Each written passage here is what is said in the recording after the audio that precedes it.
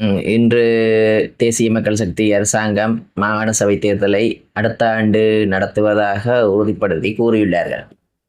ஆனால் இவர்கள் இன்று தேர்தல்கள் வரப்போகிறது என்று மக்களுடன் ஒன்று சேராமல் தமது அரசியல் நலனுக்காக தாங்கள் தான் ஒன்று சேருகிறார்கள், மக்களை குழப்பும் விதமாக. இன்று மக்கள் மத்தியில் பல பிரச்சனைகள் இருக்குது. மக்களின் பிரச்சனைகளுக்கு ஒன்று சேராதவர்கள் இந்த தேர்தல் கதிரைகளுக்காக ஒன்று சேர்கிறார்கள். தேசிய மக்கள் சக்தி அரசாங்கம் தெளிவாக உறுதிப்படுத்த மாகாண சபை தேர்தலை அடுத்த ஆண்டு நடத்துவதற்கு திட்டமிட்டிருக்கிறது. அமைச்சர்கள் கூறுகிறார்கள், எல்லோரும் கூறுகிறார்கள். ஏனென்றால் இதுவரை காலமும் இந்த மாகாண சபை தேர்தல்களே நடைபெறாமல் இருந்தது.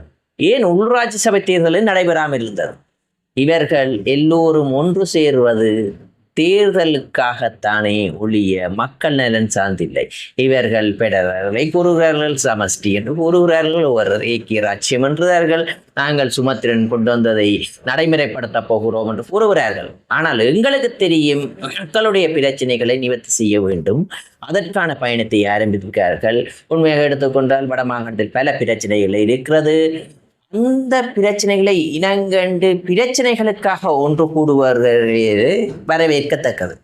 ஆனால் இவர்கள் எல்லோரும் கூடுவது தேர்தலுக்காக. அந்த கதிரைகளை எவ்வாறு கைப்பற்றுவது, அந்த கதிரைகளின் ஊடாக வரப்பிரசாதங்களை தாங்கள் எவ்வாறு பெறுவது.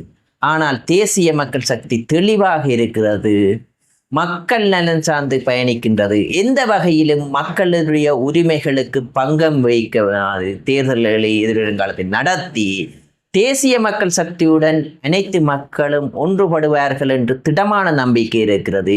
இந்த 5 ஆண்டுகளும் தேசிய மக்கள் சக்தியை நாட்டு மக்கள் பலப்படுத்துவார்கள். அதே போன்று வடமாகாண மக்களும் பலப்படுவதற்கு திடசங்கம் போட்டிருக்கிறார்கள். ஏனென்றால் இந்த உள்ளூராட்சி சபை தேர்தலில் அவர்கள் உணர்ந்து விட்டார்கள், இந்த உள்ளூராட்சி சபை தேர்தல்களை மற்றவர்கள் கைப்பற்றி அங்கே நடக்கும் தில்லுமுள்களை அவதானிக்கிறார்கள். இன்று கூட நாங்கள் நினைக்கிறோம், தேசிய மக்கள் உள்ளூராட்சி சபை தேர்தலில் ஈபிடிபியுடன் ஒன்று சேர்ந்திருக்கிறார்கள். ஒரு நாள் கூட தமிழ் மக்கள் கனவில் கூட நினைத்திருக்க மாட்டார்கள். இன்று இந்த ஒன்று கூடியவர்களை பார்க்கும்போது தெரிகிறது, ஒரு சாரர் சித்தார்த்தன், அதே போன்று மண்டேன் குரூப் என்று கூறப்படுபவர்கள் எல்லோரும் ஒரு கதிரையில் தாங்கள் மாகாண சபைக்காக ஒன்று கூடுகிறார்கள்.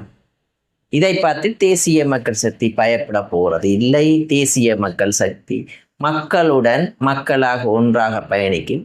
மாகாண சபை அடுத்த ஆண்டு நடைபெறுவதாக உறுதிப்படுத்தி கூறுகிறார். அதனால் நாங்கள் இவர்களிடம் ஒன்றை கூறுகிறோம், தேர்தலுக்காக ஒன்று கூடாதீர்கள், மக்களின் பிரச்சனைகளுக்காக ஒன்று கூடுங்கள். அதே நேரம் இங்கே இருக்கும் பிரச்சனைகளை இந்த அரசாங்கத்தினூடாக நிவர்த்தி செய்வதற்கு ஒன்று கூடுங்களே தவிர, இன்று பல புலம்பெயர் தேசங்கள் இங்கே முதலிட வருகிறார்கள். எங்களுக்கு தெரியும், பலர் இன்று பூனேரி பிரதேசத்தில் எமது அரசாங்கத்தால் சுற்றுலா வலயங்களை இனங்கண்டிருக்கிறோம் என்று நினைக்கிறேன். புலம்பெயர் தேசத்தில் முதலிட வருகிறார்கள். நேற்றைய தினமும் பச்சம்பள்ளி பிரதேசத்தில் முதலிட வந்தார்கள். ஆனால் இவர்கள் அதற்கு எதிர்ப்பு காட்டுகிறார்கள். அப்போது அவர் வெளியில் போய் என்னிடம் கூறிவிட்டு சென்றார், தென்பகுதியில் இலவாக எடுத்து தொழிற்சாலைகளை ஆரம்பிக்கலாம். ஆனால் இங்கே வரும்போது இங்கே முதலிட வருபவர்களுக்கு அவரோட கருத்தை கூட செவி மடுப்பதற்கு இவர்களுக்கு விருப்பமில்லை. ஏனென்றால் எங்களுக்கு தெரிகிறது, அந்த இடங்களை கொடுக்கும்போது புலம்பெயர் தேச உறவுகளுக்கு முதலீட்டாளர்களுக்கு கொடுக்கும்போது நாங்கள் தெளிவாக இருக்கிறோம். அவர்களுக்கு கொடுக்கும்போது 6 மாதத்துக்குள் வேலை திட்டத்தை தொடங்க வேண்டும். அதே நேரம் அந்த வேலை திட்டத்தை தொடங்கும் போது அதுக்கான நிதி மூலங்களை உறுதிப்படுத்தி வங்கி செலுத்தின பிறகுதான் அவர்களுக்கு அந்த இடங்களை கையளிப்போம். அவ்வாறான திட்டங்களை வரவேற்க வேண்டும். ஏனென்றால் அவர்கள் 100 ஏக்கரில் அந்த திட்டத்தை செய்ய போதாது, 1000 ஏக்கரு கிட்ட அந்த விவசாய திட்டத்தை செய்ய வேண்டும், மாம்பழம் ஏற்றுமதியை. அவ்வாறென்றால் 100 ஏக்கரில் செய்து கொன்று அந்த பிரதேசத்தை பூராகவும் மாம்பழ ஏற்றுமதிக்காக மாங்கண்டுகள் இலவசமாக கொடுத்து ஊக்கப்படுத்த வேண்டும். 4 வருடத்தில் இத்தனை $1 மில்லியன் கொண்டு வர வேண்டும் கூறுகிறார்கள். அவ்வாறான திட்டத்துக்கு ஆதரவு கொடுக்க மாட்டார்கள். நேற்று பார்த்தேன். அதனால் நாங்கள் ஒன்றை கூறுகிறோம், இந்த பிரதேசம் வடமானம் அபிவிருத்தியாக வேண்டும், பல தொழிற்சாலைகள் அபிவிருத்தியாக வேண்டும். நான் இந்த வவுனியாவை விட்டு கடக்கும் போது தென்பகுதியில் அதிகளவான தொழிற்சாலைகளை காண்கின்றேன், ஆனால் வடமானத்தில் இல்லை. அவ்வாறான தொழிற்சாலையை உருவாக்குவதற்கு அல்லது உங்களுக்கு யாராவது அழைப்பு விடுத்தால் அதை அரசாங்கத்துடன் இணைஞ்சு இங்கே முதலிட்டு இங்கே இளைஞர்களுக்கு வேலைவாய்ப்பு கொடுப்பதற்கான அவ்வாறான தொழிற்சாலைகளை கொண்டு வாருங்கள். இந்த அரசியலுக்காக கூட்டு சேராதீர்கள். இவ்வாறான புலம்பெயர் தேசத்தின் தொழிற்சாலைகளை கொண்டு வரும்போது என்பிபி கவர்மெண்ட் தடை செய்கிறது என்றால் சொல்லலாம், அதுக்காக குரல் கொடுங்கள். நாங்கள் இவருக்கு தடை செய்யவில்லை, முதலீட்டாளர் ஈர்ப்பதற்கு, அது வடமாகாணத்தில் ஈர்ப்பதற்கு நாங்கள் இனம் கண்டிருக்கோம். அதே நேரம் நாளைய தினம் பூனேரி பிரதேசத்தில் கிட்டத்தட்ட சுற்றுலா வலயத்துக்கு 200 ஏக்கர் இனம் கண்டிருக்கோம். பல புலம்பெயர் வெளிநாட்டவர்கள் அங்கே டிவிஷனல் மீட்டிங்கில் அப்ளை பண்ணிக்கிறோம். அவ்வாறான திட்டத்துக்கு ஆதரவு கொடுங்க. நாங்கள் இவருக்கு சிங்கள வரிவு கொடுக்கவில்லை அல்லது இங்கே சிங்கள குடியேற்றத்தை நிறுத்தவில்லை. அதனால் இந்த அபிவிருத்தி பணிக்கு இடையூறாக இருக்காதீர்கள். எங்களுக்கு தெரியும், இந்த உள்ளாட்சி சபையில் இனங்கண்டிருக்க இந்த மாகாண சபை தேர்தலை இவர்களிடம் கொடுத்து இங்கே வேறு வடமாநிலத்தில் வரும் அபிவிருத்திகளை குழப்பும் விதமாக செயற்படுவார் என்று திட்டமான நம்பிக்கை இருக்கிறார்கள். இவர்களுக்கு கொழும்பில் சொகுசாக பல சொத்துக்களை வைத்திருக்கிறார்கள், ஆனால் இங்கே இல்லை. இங்கே ஒரு குண்டூசி ஃபேக்டரி போட்டிருக்கிறதா? நான் ஒன்றை தெளிவாக கூறுகிறேன், எமது வடமாகாண சபையை வடமாகாணத்தை அபிவிருத்தி செய்வதற்காக இந்த வடமாகாண சபை தேர்தலை நடத்தி என்பிபியுடன் முழுமையான ஆதரவை தமிழ் மக்கள் தருவார்கள். ஏனென்றால் நாங்கள் நினைக்கிறோம், அதிகாரம் என்பது மக்கள் கையில் தான் இருக்கிறது.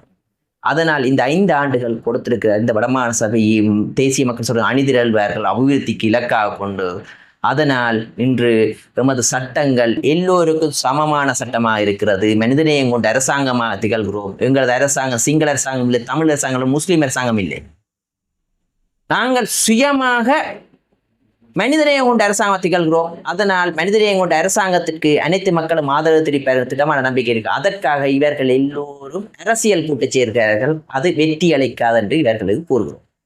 உங்களுக்கு தெரியும், இந்த மாகாண சபை தேர்தல்கள் பின்னுக்கு போனதற்கு இந்த எல்லை நிர்ணயம் தான் காரணம். அந்த எல்லை நிர்ணயத்தால் தேர்தல் பின்னுக்கு போய்விட்டது. வெகு விரைவில் இலங்கைக்கு புதியதொரு அரசியல் சீர்திருத்தம் செய்ய வேண்டியது இருக்கிறது. அது அனைத்து மக்களுடைய கருத்துக்களையும் கேட்டு, அரசியல்வாதிகள் மட்டுமில்லை, இங்கே இருக்கும் படித்த புத்திஜீவிகளுடைய கருத்துக்களை உள்ளடக்கிய இலங்கைக்கான புதியதொரு சட்ட மூலம் ஒன்று நாங்கள் தயாரிப்பதற்கு எத்தனித்துக் கொண்டிருக்கிறோம். கண்டிப்பாக அந்த சட்ட மூலத்தை பாராளுமன்றத்தின் ஊடாக நிறைவேற்றுவது மட்டுமில்லை, மக்களுடைய வாக்குகளை பெற்று பூரணமான ஆதரவுடன் நாங்கள் நிறைவேற்றுவோம். அதற்கான ஆயத்த பணிகள் நடைபெற்று கொண்டு எதிர்வரும் காலத்தில் அனைத்து புத்திஜீவிகள கருத்துக்களையும் கேட்டு இலங்கைக்கு தேவையான இன மத பாகுபாடு அற்ற புதியதொரு சட்ட மூலத்தை உருவாக்குறதுக்கு அரசாங்கத்தில் சக்கம். கடந்த அரசாங்கத்தில் உருவாக்கப்பட்ட புதிய அரசமைப்பு, குறிப்பாக சுமந்திரன் ஆதரவோடு உருவாக்கப்பட்ட அரசமைப்பு தான் இந்த இந்திய அரசாங்கம் கொண்ட முயற்சிப்பதாக ஒரு பரவலான குற்றச்சாட்டு முன்வைக்கப்படுகின்றது. அப்படியான ஏதாவது நடவடிக்கை இருக்கா? எங்களுக்கு தெரியும், சட்ட மூலங்களில் நல்ல விஷயங்கள் இருந்தால் உள்வாங்குவதற்கு நாங்கள் எடுக்கிறோம். அது சுமந்திரனுடைய சட்ட மூலம் என்று இல்லை.